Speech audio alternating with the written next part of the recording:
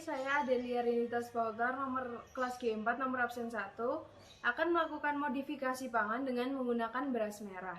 Mengapa saya memilih beras merah?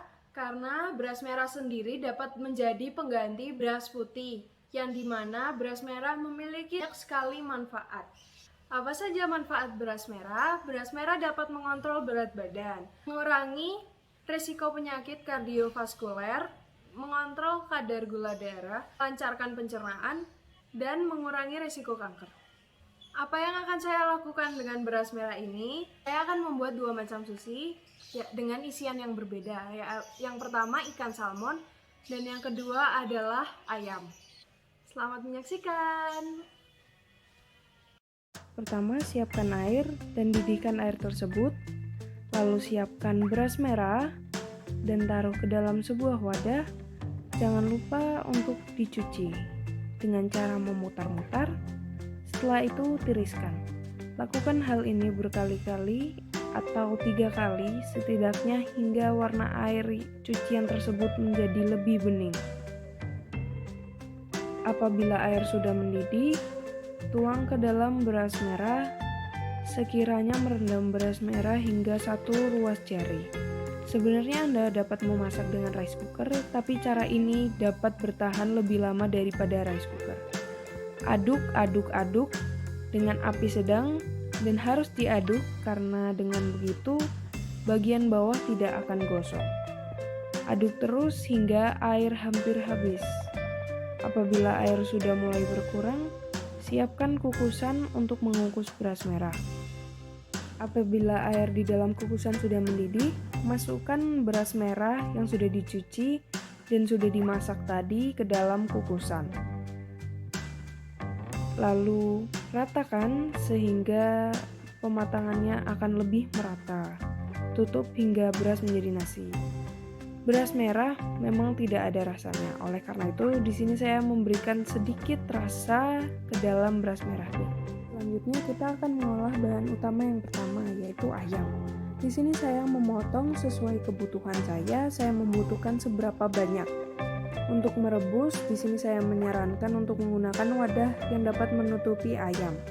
Dan mengapa saya menambahkan garam dan merica? Untuk menambahkan rasa pada ayam sehingga tidak terasa terlalu hambar. Untuk telur, di sini saya menggunakan telur 2 butir telur. Dan ini opsional. Mengapa? Telur ini sebagai tambahan di dalam sushinya nanti. Untuk memasak telur, saya lipat menjadi 2 sehingga lebih mudah untuk dipotong dan ditambahkan ke dalam sushi nanti.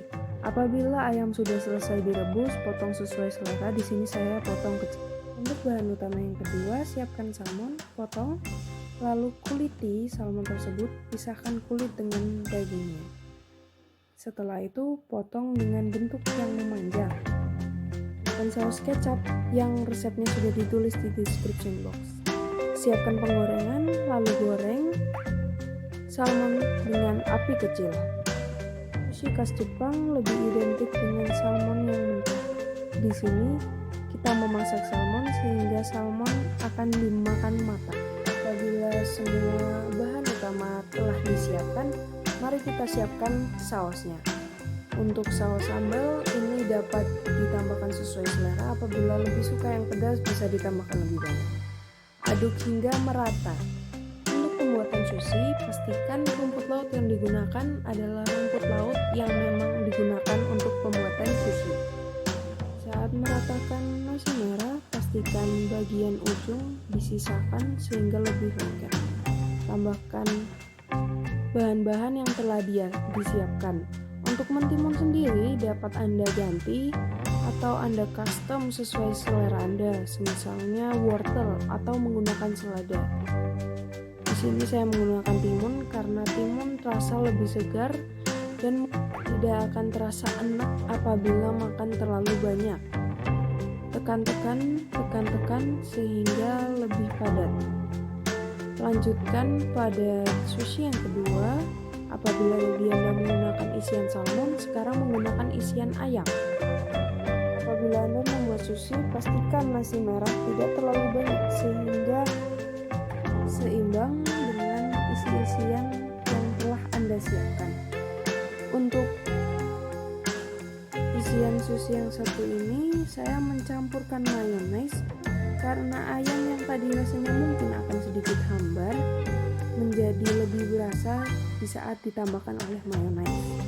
Belum sembari ditekan-tekan sehingga isian lebih padat dan di saat dipotong tidak melebar atau pecah. Lalu potong sushi dengan pisau yang tajam karena jika tidak menggunakan pisau yang tajam akan susah dan dalam memotong sushi tersebut. Beginilah tampilan dari sushi yang telah kita buat. Inilah tampilan sushi yang selesai dibuat. Terlihat sangat sehat dan enak. Apabila Anda ingin diet, Anda dapat mengurangi kadar minyak dan garam yang ada.